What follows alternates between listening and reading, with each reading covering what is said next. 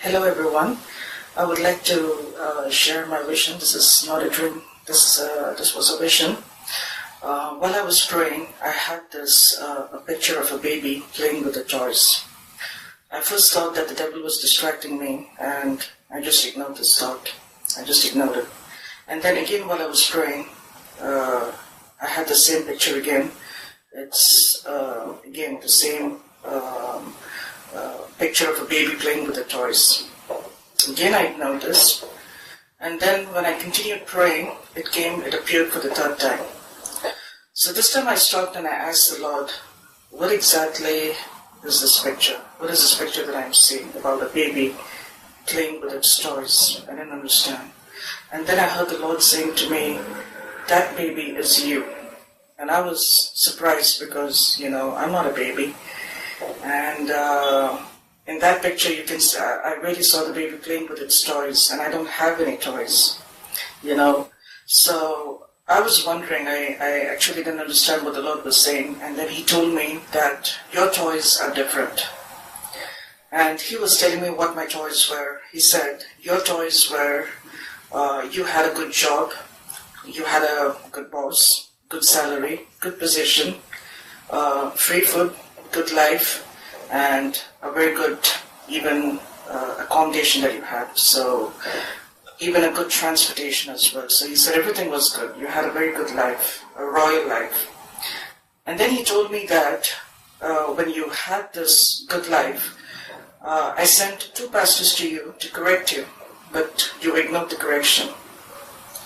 And what the Lord was trying to say is that when I had all my toys, I was too busy playing with my toys, and I really didn't bother about the Lord correcting me at that time because my toys were my distraction. Now, what would you do, suppose, if you had a baby and you removed the toys from the baby? What would the baby do? The first thing the baby would do is it will look at you, or it will cry. This is what Jesus did to me. He removed all my toys. The first thing what he did is he removed my job. And, when he did that, I first thought that I lost my job because actually I had a misunderstanding with my boss, and I thought that was the reason. But later the Lord showed me that was not the reason.